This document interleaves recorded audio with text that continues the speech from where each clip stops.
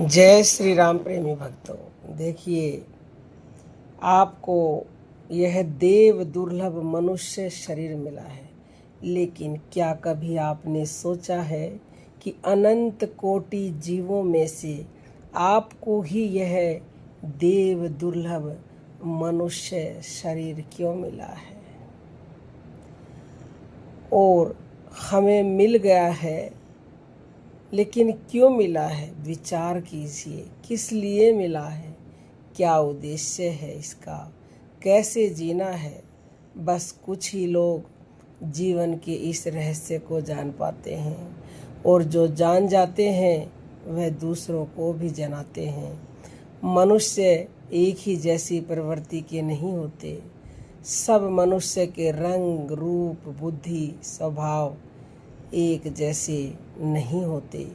कुछ भगवान जैसे होते हैं, कुछ राक्षस प्रवृत्ति के भी होते हैं, लेकिन जो यह निम्न योनि है, कीड़े मकोड़े, कुत्ता, बिल्ली, सूअर की, वह सब बस एक जैसे ही होते हैं। उनमें सोचने की शक्ति नहीं होती। उनकी वह भोग योनि है, वह केवल दुख भोगते हैं, वह अपना नया कर्म नहीं बना सकते। और जो देवता हैं, इनकी भी भोग योनि है, वह केवल सुख भोगते हैं, वह भी अपना प्लस नहीं कर सकते। केवल हम मनुष्य के पास ही प्लस या माइनस करने की या अच्छे या बुरा कर्म करने की शक्ति है। हम अपनी इस शक्ति का इस्तेमाल करके चाहे पाप करके नरक चले जाएं या अच्छे कर्म करके स्वर्ग चले जाएं, जो कि थोड़े टाइम के लिए ही है। टाइम खत्म होते ही इसी मृत्यु लोक में वापस भेज दिया जाएगा, या फिर पाप और पुण्य दोनों करके इसी मृत्यु लोक में आ जाएंगे, या भगवत एरिया में साधना भक्ति करके भगवान के धाम, उनके चरणों में स्थान पा सकते हैं।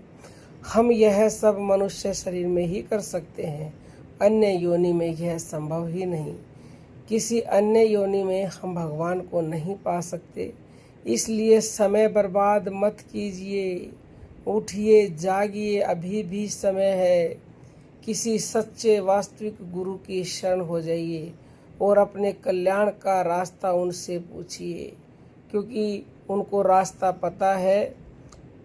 वही आपको वहां तक पहुंचा सकते हैं जहां पहुंचने के लिए ये देव दुर्लभ मनुष्य शरीर हमें मिला है। तो उम्मीद करते हैं आप ऐसा करेंगे। अब हम अपनी वाणी को विराम देते हैं। जय जय श्री राम।